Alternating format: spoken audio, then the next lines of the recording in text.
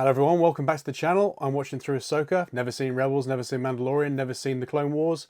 And this is my initial reaction. So we're on episode 3. Episode 3 is called Time to Fly. So right at the beginning of the episode, Sabine is learning how to fight with a lightsaber with HuYang. And this scene's very reminiscent of the scene from Millenium Falcon and A New Hope, where Luke's training with that sort of ball that shoots lasers at him. HuYang keeps saying words that presumably mean different stances in lightsaber combat, but it reminds me very much of the scene in Prince of Egypt when those two guys are like saying to Moses all the different like Egyptian gods. Partway through there's even more of a callback to the scene because Sabine is given this like shield to cover her eyes, like Luke gets in A New Hope, where he's supposed to be able to trust himself when he can't see, you know, use the Force and the Force can guide him kind of thing. And there's this real thing underpinning it where Sabine is not a natural Force user. She's very good with a weapon, and they put that in the fact that she's been trained as like a Mandalorian and she knows how to fight, so she's really good with the lightsaber, but isn't a natural Force user. So you know, she's struggling. And of course, you know, there's a whole good cop, bad cop going thing on with HuYang. HuYang's very much saying she's not really good, not really good. And Ahsoka's saying she is pretty good. And there's this thing about natural talent versus drive and ambition and training hard.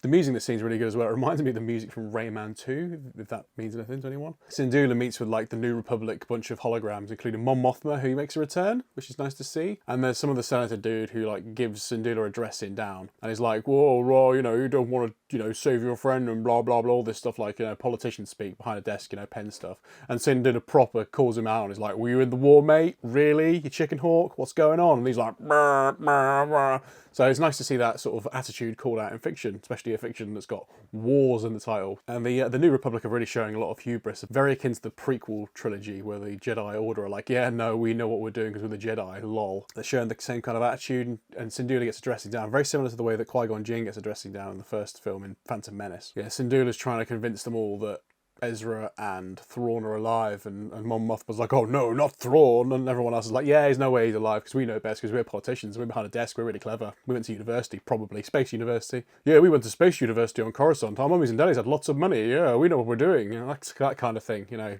not akin to real life at all. So eventually Sabine, Ahsoka and HuYang decide to go to find Morgan themselves, and they find this Hypergate, I think it's called Hypergate or Hyperspace Gate in space. When they get there, there's this space battle starts, and it's very, very akin to the TIE Fighter space sequence in A New Hope, you know, the don't get cocky kid thing. And yeah, Shin's in one of the ships with a bunch of other people, and it's really interesting to see that rivalry that was built up in the first episode between Shin and Sabine is kind of balanced out a bit, where obviously like Shin had the upper hand in combat physically hand to hand with the lightsabers in the first episode, but it seems a little bit here like Sabine's got the upper hand in the ships a little bit. That's sort of teased at, which is really interesting to see. Eventually their ship gets hit, stops right in the middle of the hyperspace ring thing, and Shin turns around to Morgan over like some communicator, is like, lol, you almost got them. So there's like, she's throwing shades at Morgan, which kind of indicates that perhaps Shin isn't completely politically aligned with Morgan. She's just like doing a job, I guess, which is interesting. And also the scene that shocked me probably the most was just seeing Ahsoka get a spacesuit on and walk out into space. I don't think I remember seeing that in Star Wars, anyone actually walking into space, really, which is good to see. Different vibe.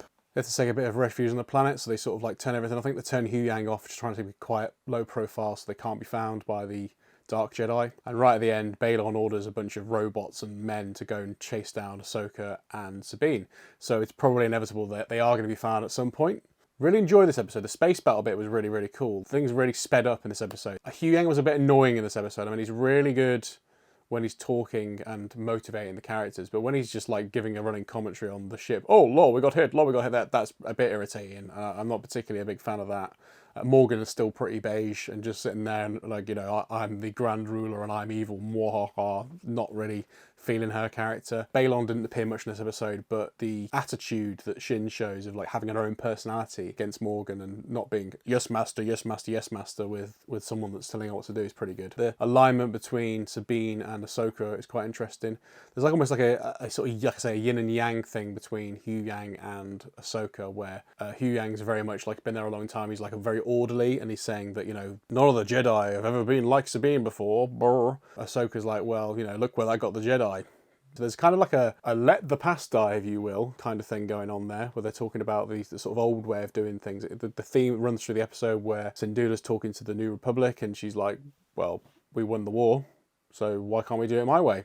And Ahsoka is talking about the Jedi Order and like, well, the Jedi Order kind of led us to war, wasn't too good really. We just a bit of nostalgia we got on really. Maybe we need to do things a bit differently. And there's a really good line where I think HuYang turns around and says, oh, you can't expect Sabine to become a Jedi, something like that. And Ahsoka says, no, I want Sabine to be herself, which is absolutely brilliant. And, you know, a turn away from that, get rid of your entire identity to become a Jedi thing. A nice step in the right direction where potentially a new Jedi Order might be a bit better. So I enjoyed this episode. It sped up a lot. The space battle was excellent, and I hope to see more space battles in the future. Let me know what you think in the comments.